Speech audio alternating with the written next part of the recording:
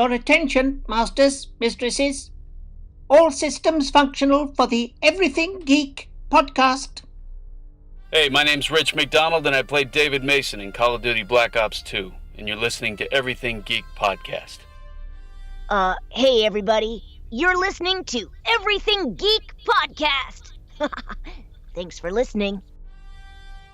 Hey, it's Leif Ganfert. I played Uncle Ben's killer in The Amazing Spider-Man, and you're listening to the Everything Geek podcast. Hello, I'm Simon Fisherbecker. You probably know me better as Dorian Moldavar from Doctor Who, or the Fat Friar from Harry Potter. And this is Everything Geek podcast.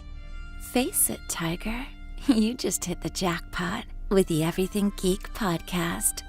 You're listening to the Everything Geek podcast, bringing you interviews from your favorite films and TV shows every week, and all of the latest news. Here's your host, Rory Williamson.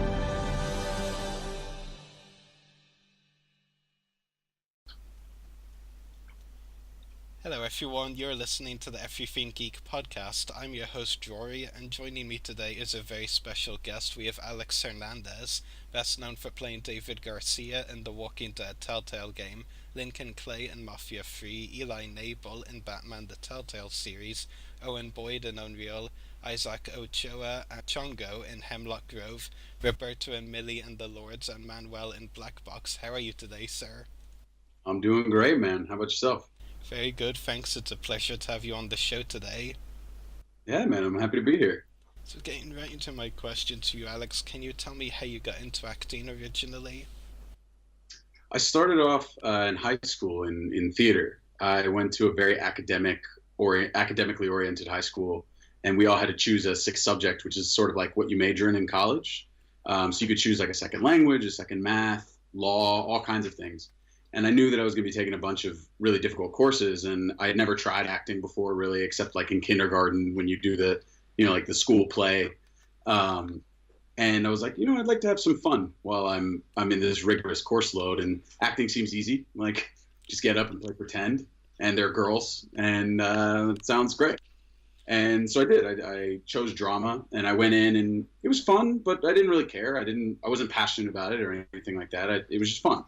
And about halfway through my freshman year, my drama teacher approached me, and she said, "Hey, look, you're quite good. You don't try very hard, and you have a lot of potential. So I think if you tried harder, you might be able to make something out of this." And I come from a pretty strict family, and so my whole life was like, you either make straight A's or you get punished, you get grounded, or you get spanked, or it was all about negative reinforcement. And it was the first time in my life that an adult had been like, if you did this, some good stuff could come, but there's no negative consequences if you don't. I'm not going to punish you if you don't want to be an actor, but I think you're good, and if you tried, you could make something out of this. And so it spoke to me, and I really took to it, and it thrived. And then when I went to college, I was going to major in law, and again, I just took a theater class just to keep it alive. And a professor approached me and was like, "Hey man, what are you doing? Why are you only in this one class?" And I was like, "Oh, I'm not actually a theater major." And he said, "Well, I think that's a shame. I think you should come audition for our BFA program and give it a shot." And so I did, and never looked back.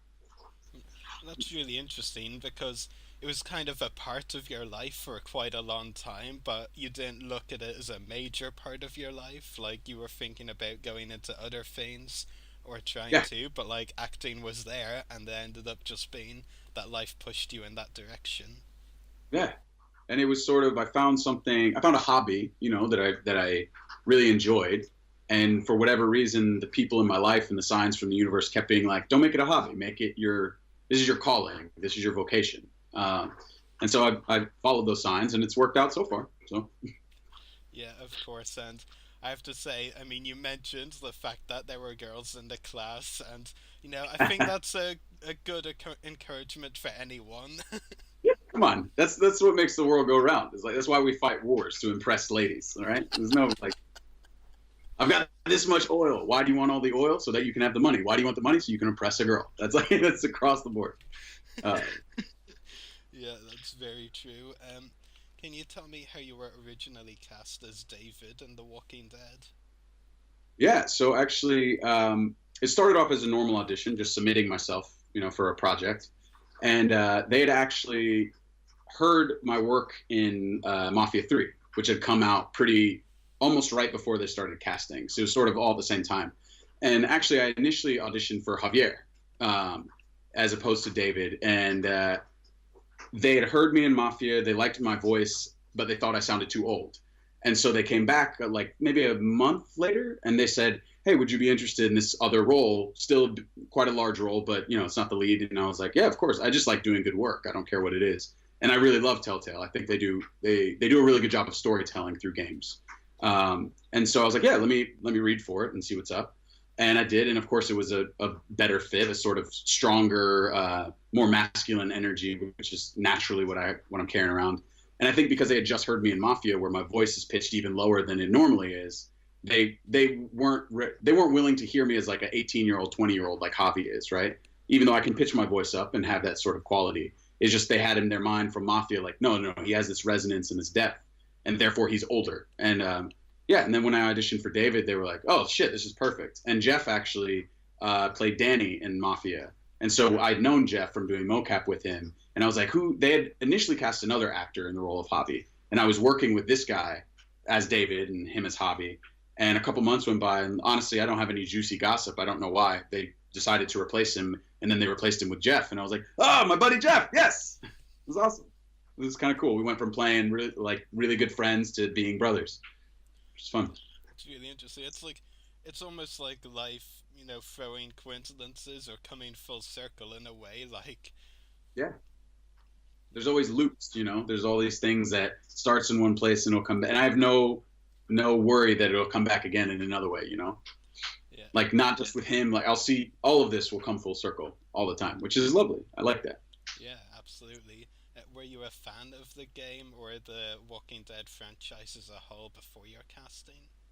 Yeah, I watched the TV series only through like 3 seasons or something, and I knew the comic book series much better because I got into comic books in a big way, like, I don't know, 3 years ago, something like that.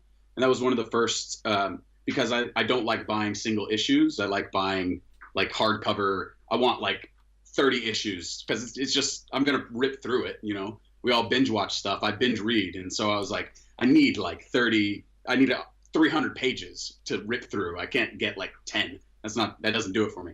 And Walking Dead is one of those series that's been around for so long. There's just so much story there. So I got into it that way.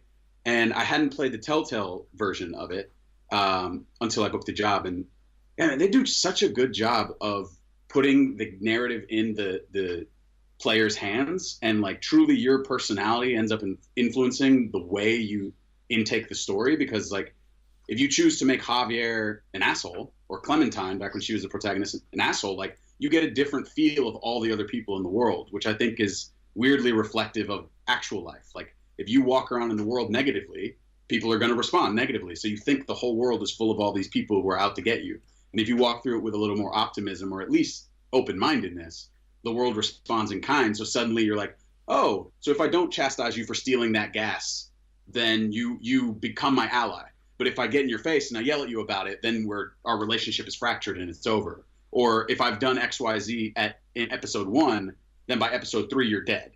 But if I don't do any of that, you manage to stay alive and we develop a deeper connection. Like it's just an interesting tree branch thing they got going on, which I love. Yeah, absolutely. And what were you told about the character of David when you were originally cast? He was initially more of an estranged presence in Javi's life. And I know that as it ended up being published, I'm sure it doesn't surprise you at all. Games and movies and all that go through massive rewrites. So like in the beginning, he was even less of a presence in Javi's current life, but much more of a presence in the past. So there was a lot more about their relationship before he shows up at the New Frontier. It was like them when the father was dying, and that's how it all opened, and showing that this sort of fractured relationship is actually what led Javi down the path.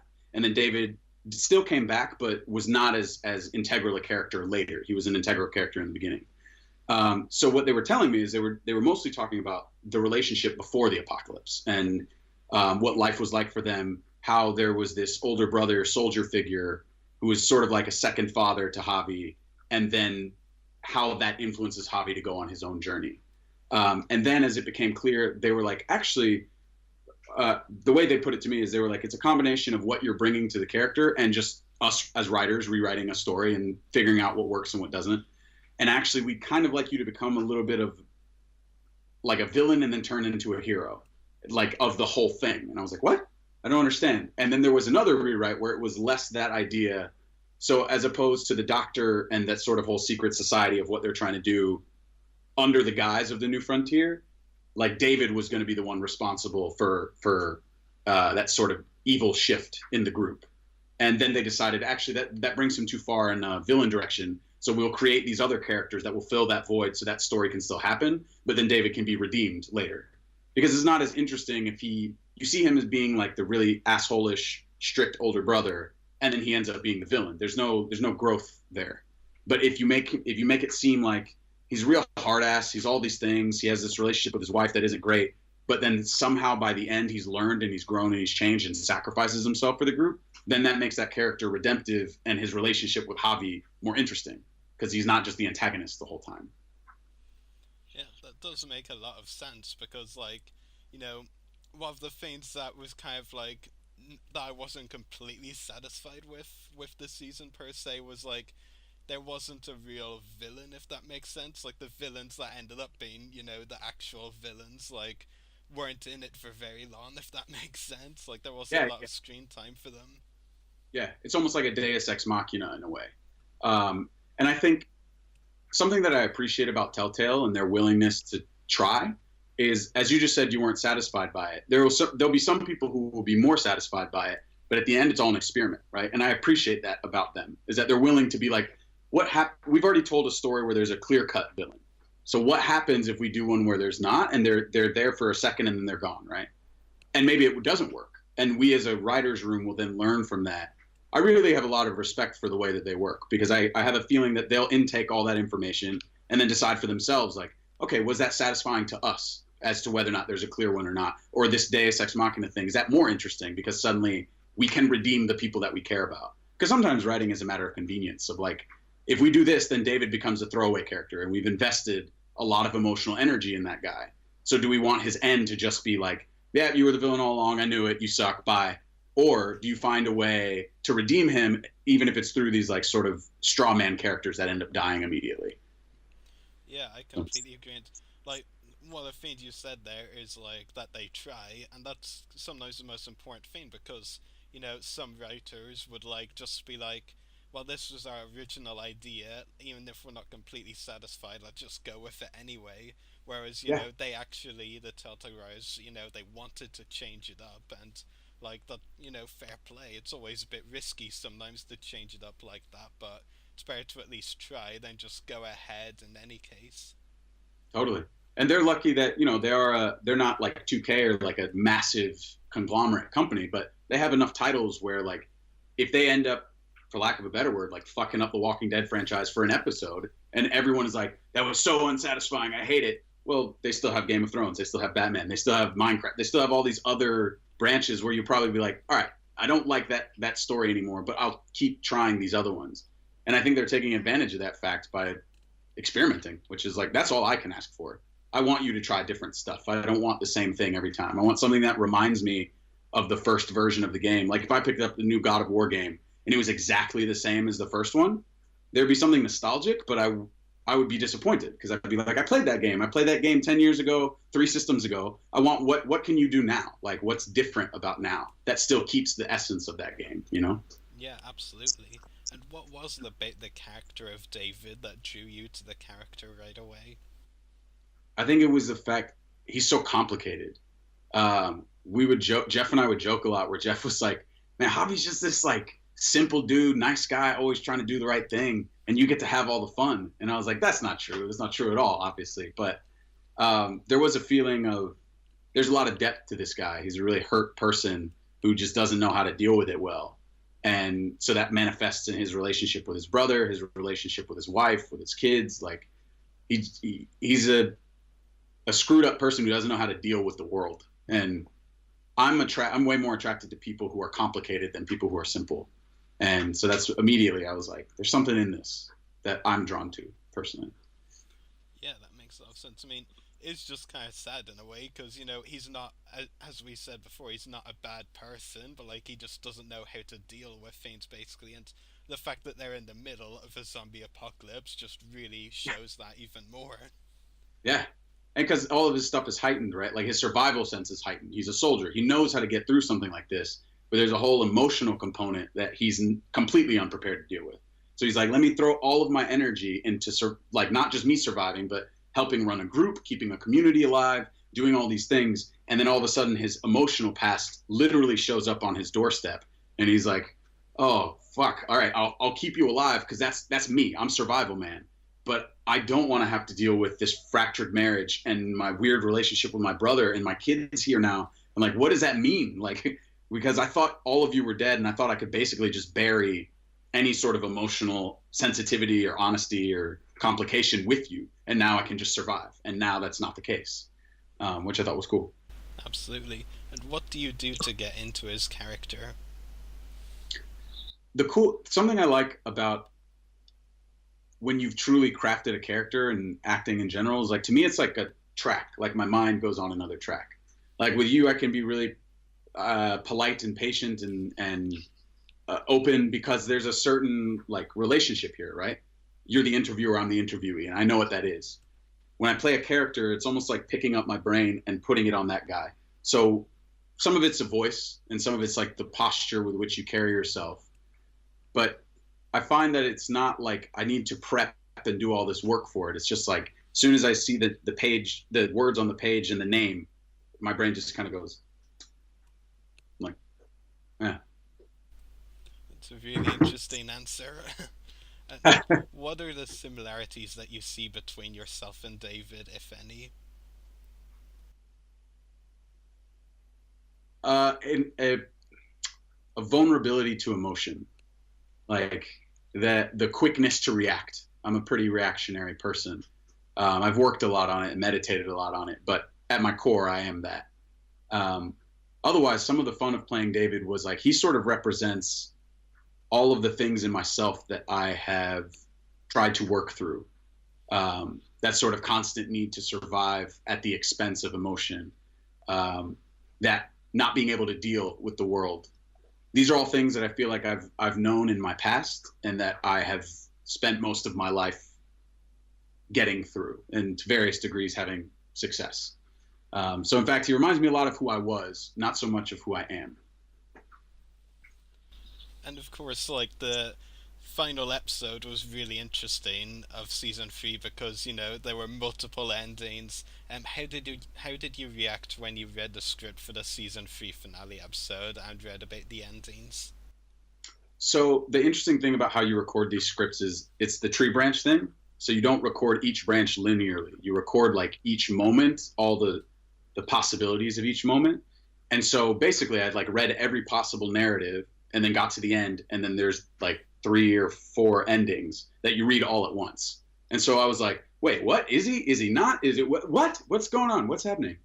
And ultimately, I thought it was right that this, no matter what version, whether he lives or dies, he's done. He's gone. Because there was some sort of there's like an emotional purging of the story that needed to happen. And he had sort of not ran his course like he's done as a character, but, like, he served his purpose in this version of The Walking Dead. And I, as an actor, I'm always actually happy when writers recognize that and allow a character to gracefully, whether it's by killing them off or by their own choice, leave a story that they are no longer necessary to. Because I only want to be around, no matter how fun it is or how great it is, when the character is necessary to what we're trying to tell. And there's absolutely, like, another version of this franchise where, like, you follow David on his, like, in a version where he survives and you follow him off into the sunset in a different group with different trials and tribulations. That's not the one that we're on. And so therefore I read it and was like, yeah, this is natural. This is how it should have gone. It was disappointing because it's a great job and I really like working for them and it's a cool character that I'm attached to, but that's when it needed to go, you know? Yeah, it makes a lot of sense. And I mean, considering there's so much time between when we see David in the flashbacks and when he shows up at the New Frontier, I mean, a David Garcia DLC wouldn't be completely out of the question. From your lips to Telltale's ears. You know, it would be interesting. At least just see his journey. Like, how did he meet up with the New Frontier? What happened immediately afterwards? All that sort of stuff. Yeah, we'll see. How he became one of the leaders. Yeah, right? And, like, what he had to do to get there. And, you know, were Joan and company there from the very beginning, or is this a later edition? Like, what? Yeah, I find it interesting. Yeah, definitely. What I'd also like to know is the origin of the New Frontier symbol, because that does not look pleasant. It looks like it must have hurt. Yeah, and why branding specifically? Like, I guess this just goes back to, I don't know, agrarian tradition or something like that, like branding your cattle. But anyway. Yeah, definitely some ideas out there for a David DLC if they ever want to do that. I don't think you'd complain anyway. No, certainly not. I'd love to. Yeah. If you played a game yourself, which of the endings did you end up with? I did not play the game myself. I actually tend to not play or watch any of the things I've done, which I think is not a noble thing. It's actually like I'm afraid to watch it because I'll sit and I'll judge myself the whole time, which I think I got to get over and work through. Like even Mafia, where I was the player character, like I played the beta test, but I never sat down and played the final game because I was nervous that I'd spend the whole time, instead of enjoying the experience, just being like, oh, God, I could have done that better. Oh, no, I remember that day. And they chose that take. Why'd they do that? And I just need to get out of my own way and enjoy, because I work on a lot of cool things, and I should enjoy the cool things I work on. And then the stuff I'm not so keen on, just forget about it. But, like, Walking Dead, it was not one of those things. I wasn't like, well, that was a dumb job. Give me my paycheck and I'll leave. I was like, that was cool. That was awesome. But I was afraid to sit and actually like hear myself and see it. So it's just an actor's thing, really, isn't it? Like, I've talked to a lot of people, and I think, you know, a good number of them at least would be in the same boat, that they don't feel like they could like watch or listen to themselves or anything like that. And that's just a weird flagellatory, like, it's so self-involved, right? Because it's not like I'm the only person who worked on it. There's one of my close friends has worked on it. Like, he was playing my brother, and like, shouldn't I watch it for him? Like, shouldn't I watch his work? But there's like a selfish, no, but I'm scared and I'll hate myself and like, I just got to get over that. And in fact, learn too, because if I watch it and recognize things that I'm not happy with, I can be like, I know what happened that day, and I know how I can fix it next time. Cool. It's still quite frightening. Just skip your scenes and watch his. You'll be fine. Exactly. So, what was the experience like developing the character of David over the course of the season? Like I said, because of the rewrites, there's a constant. You're always trying to wrap your head around a whole world, right? And how does your character serve a whole world? And so the only difficulty would be like not knowing what they were going to change next, you know, because I, at least as an actor, tried to build an arc from beginning to end. Like I'm only interested in people who change over the course of whatever's happening. So if you don't know where you're starting, it's kind of hard to try and navigate to somewhere, right? But I think what was really nice was that in the beginning, like I said, he was a little more one-dimensional in terms of he was always aggressive and always reserved and shut off. And it was really nice that the writers opened it up way more and allowed him some tenderness and like a more complicated relationship with Gabe, for example, and the fact that he wasn't just an authoritarian dad. He was that, but he was also a dad who loved his son and was just trying to figure out how to get the kid to connect with him. And like, I've been gone for 4 years out of your life, but I'm your biological father, and like I love you, and I also don't know how to be a father. Like I didn't know when we were around together, and now I definitely don't know now that you're a teenager. And so creating the character was like a series of layering different emotional circumstances that kept changing all the time. But that was the fun of it, and we got to do it for like a year and a half, something like that, at least a year, which is lovely because then you get a long span of time to think and actually work on a human or work on a character instead of like, here's 2 days of shooting, go, done, all right, bye. Yeah, definitely. And of course, his relationship with Gabe was one of the most complicated in the game, like, because of the fact that, like, you know, because Gabe was only, like, 10 years old, I think, when David disappeared from his life, and then, obviously, when David is back in his life, he's a teenager, as you said, like, and that just complicates things so much for any parent, let alone one that's been out of his life for 4 years. Yeah, exactly. And like Gabe, you know, it's not necessarily explored so much in the game, but things I thought about were like, Gabe is coming into his own nascent adulthood, like his own nascent masculinity, and being like, what is it to be a man? I'm like 14, 15 years old in the middle of a zombie apocalypse with no father figure except for my uncle, who's maybe fucking my mom. Like, I'm not sure, because I find it hard to believe that at that age there's no awareness at all, right? You might not know outright. He might not be walking around being like, they're definitely together. But there's a little bit of like, they look at each other for a long time. That's weird. And he has no romantic prospects. It's not like there's like girls running around his age that are just like waiting to be asked out to prom. You know what I mean? Like, it's a zombie apocalypse. So everything is chaos. And so like, here's this kid trying to figure out what it is to be a man. And here I am as David, having been absent, who could have maybe helped with that during the time that, you know, puberty was hitting and you were thinking about all this stuff. And it would have been hard enough as it was, because I'm not, when I was around, I wasn't emotionally evolved enough to take care of all these things anyway. But now that I've been gone for 4 years, like, I have no chance. You're not going to, I want you to be my son, but you don't think I'm your father. And like, that sort of emotional journey was, I thought, was really rich and compelling. Yeah. Although, depending on the choices in the game, Gabe could get a girl by the end, or, well, no matter what, David loses a girl. Yeah, fair enough. Yeah, poor David. Yeah, well, actually, it's kind of poor Gabe as well, because he only gets kissed if he's dying. So exactly, yeah, right. Yeah. And that's the way to die. Yeah, the Garcia family. You just don't know what's gonna happen next with them. Tragic, man. Yeah.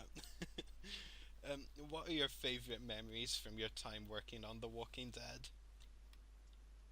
The day that I found out that Jeff was playing Javi, that was a lot of fun. And it's actually, in my experience, it's been pretty rare that in a game that isn't mocapped, that I get to work with the other actors in person, or even like recording at the same time. And we didn't do that throughout the whole recording session, but there were at least a few, which is such a nice feeling to be in the room with the other people and actually get to play the scene with them, as opposed to like, you know, you hear their recording from a week before, or you hear scratch audio and you're just acting opposite, like an engineer in a room who's just like, yeah, and these are the lines and this is how you say them and blah, blah, blah, blah, blah, done. And then you respond to that being like, holy shit, I'm dying! Like, whatever your line is, whatever your thing is, and you just have to go off of nothing. Like, it's way more fun to be in the room with people.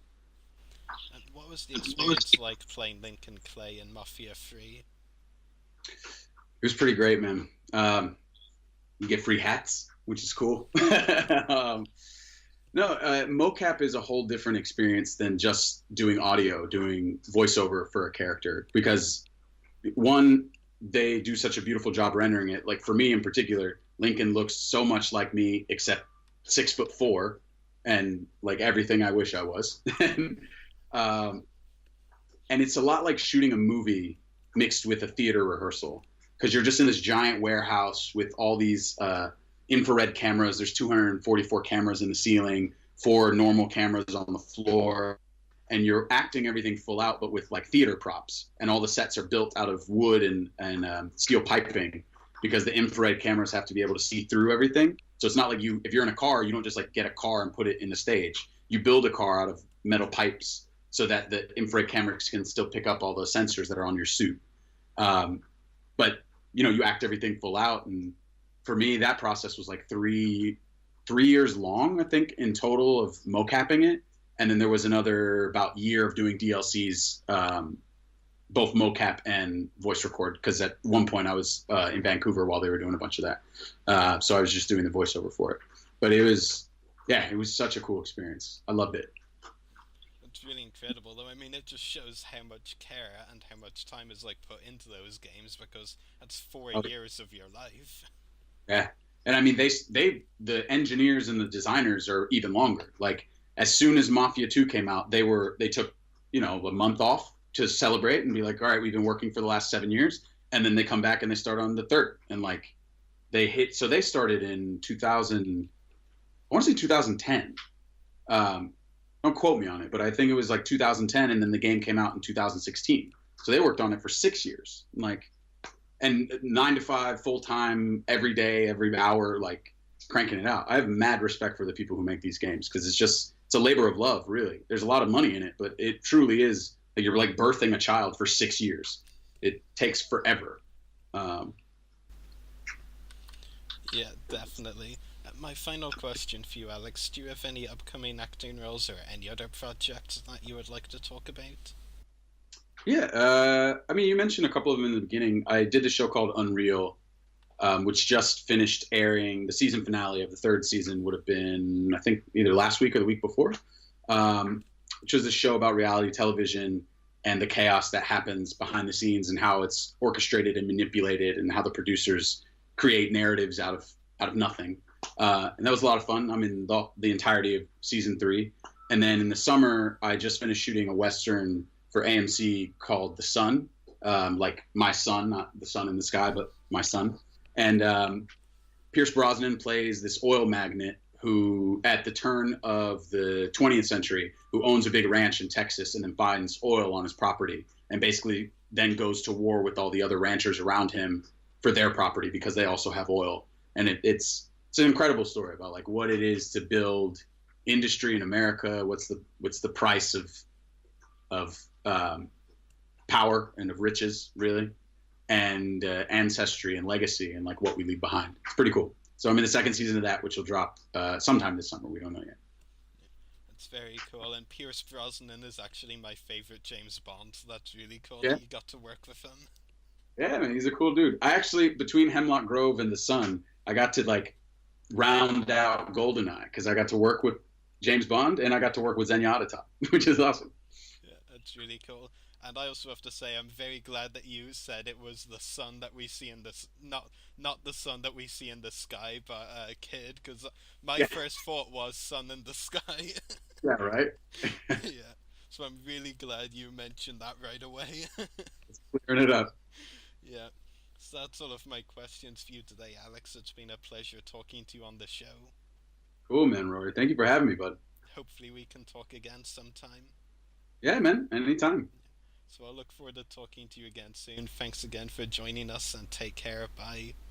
Yeah, brother, be well. You too. Bye. Time to wrap up today's show. Make sure to check out our podcast links, check out our website, website.everythinggeekpodcast.com/egp.